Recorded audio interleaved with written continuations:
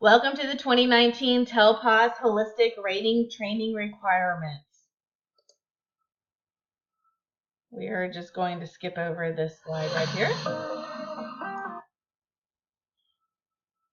Okay, so the topics we're covering today are TELPAS Rater credentials, responsibilities, and whether or not you're a new or returning rater. And then we're also going over holistic rating training, like what it is, what are the training requirements, and the differences between basic training and calibration. None of these trainings replace you actually reading your TELPAS manual.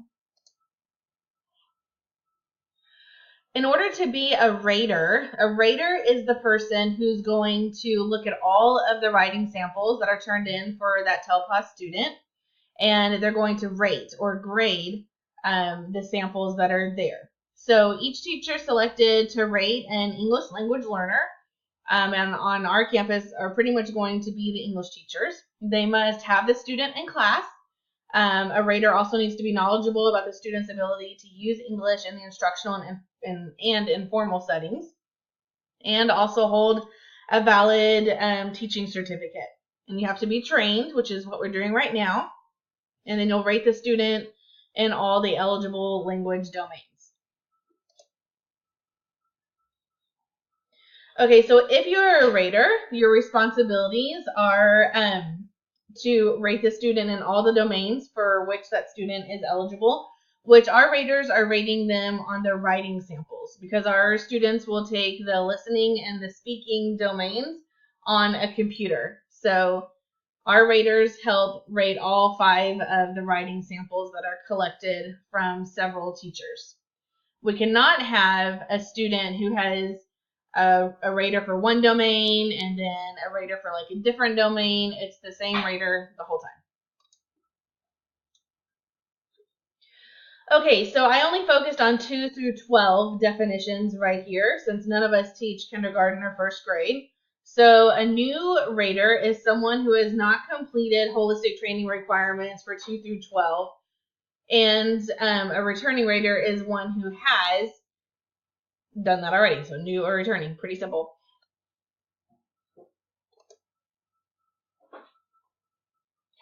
Okay, so for our district, each district determines who their TELPAS rater will be. For us, it's the English raters. They're responsible not only for rating, but they're also responsible for collecting 3 out of the 6 writing samples that we ask students to write. So that way we have a good portfolio for each student of their English language.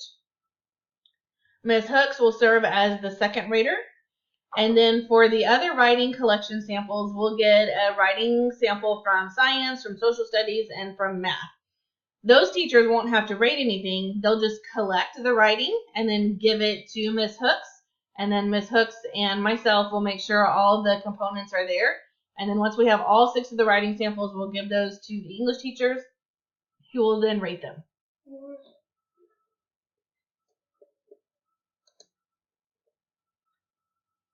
Okay, so the flow chart that TELPAS puts out is we start with a fall professional development. That's what we had in the beginning of the school year during in-service, where we go over ELLs. And then the spring TELPAS administration procedures training, that's what's happening now.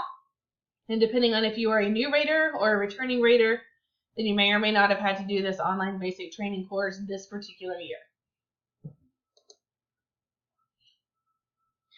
So again, the 2 types of training are, 1, the online basic training course. That's for new raters and anyone who hasn't calibrated in the last 3 years. And then the online calibration, which is what we'll be doing in a little bit. This is for all raters, whether or not you're new or returning. You get to use the PLDs in order to rate the students. And you have 2 opportunities to calibrate on your assigned grade cluster.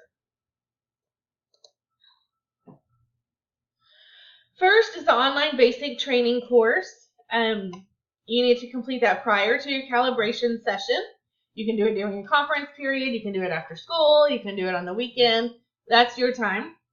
And you can do it from any place that has computer access. You don't have to be in a monitored setting. Whereas with the online calibration, you do have to be in a monitored setting, and that's what we're getting ready to do here soon. New and returning raters have to complete this.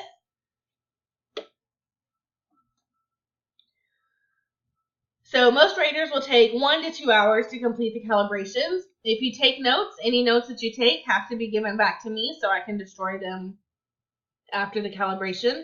And you cannot write any notes about the calibration in your TELPAS manual. So confidentiality, like any other state test, is really important. It is a violation of state assessment procedures to record, discuss, or share answers to the rating, practice, and calibration activities. Prior to creating a TELPAS online training center account, raters are required to read an online statement and affirm that they will complete the rating activities independently. So we calibrate because it's part of the training. Calibration ensures that raters have adequate training and ample time for practice and feedback. The PLDs require raters to only consider elements from the PLD, so it's a rubric in order to help calibrate yourself against. Calibration is an important part of the holistically scored assessment process in order to ensure that all raters are scoring accurately.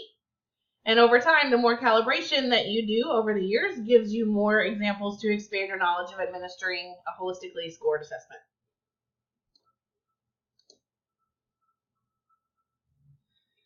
So if you're preparing for the calibration set here shortly, new raters and those who haven't completed in the last 3 years have to complete the online basic training course before you can start the calibration session. All raters have the option to review the online basic training course before attending the monitored calibration session, even if you don't have to have the basic portion completed. So we're about to start a monitored calibration session shortly. All raters must receive administration procedures training prior to attending a calibration session and must have a signed oath on file. That's what we're going to do after we finish this slideshow. Raters will be given a passcode in order to access the calibration. Passcodes change from session to session and day to day, so you cannot share that with any information. You can use your TELPAS rater manual or a copy of the PLDs and scratch paper, but any scratch paper has to be turned in to me at the end. Again, this is an individual activity. So the things you can use for calibration are your TELPAS rater manual and your PLDs, which are in the manual. Raters may not bring notes from practice activities to use during the calibration. And if you take any notes during the calibration, then I have to have those notes because I have to shred them at the end. So calibration will be a monitored setting. You have a passcode. There's 2 calibration sets. If you pass the first set, you don't have to do the second set, but you're welcome to do the second set. And then you'll print your certificate. If I were you, I would save a PDF and maybe save it to your Google Drive. That way you can access it in the future. Either way, you're going to print 3 copies. One for yourself, one to turn in to me, and then I have to turn in the third one to Miss Swift. So a lot of people wonder, well, what happens if I'm unsuccessful in calibrating, or maybe I get nervous when I'm calibrating? Well, that's okay. You're still going to be a rater. The district can choose to not assign you as a rater, but that doesn't happen here. We just come alongside you and give you the support you need in order to make sure that your rating is accurate.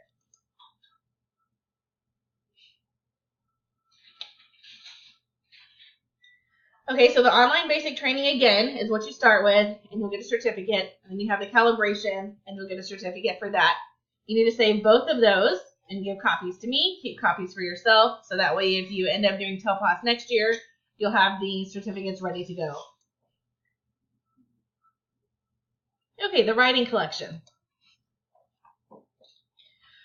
So Mrs. Hooks and myself are the ones who are assembling the writing collections. We're verifying that all of the information is correct, and so that way we can give them to the raters.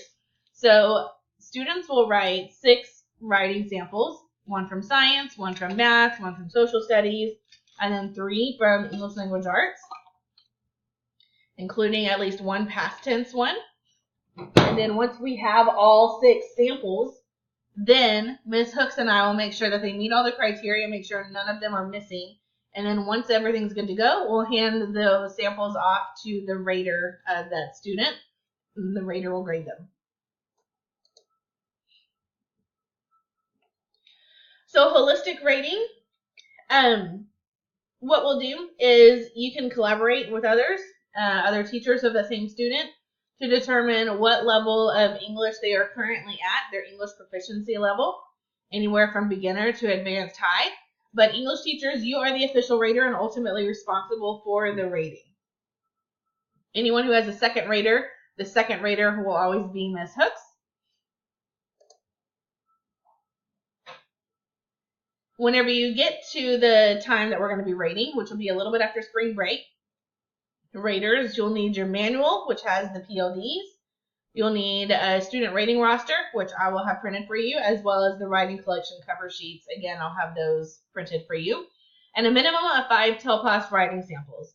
We have the students write 6 samples, and then you pick the 5 that you feel, as the rater, best represent that student's current English proficiency level. And then that will be stapled together as their collection sample.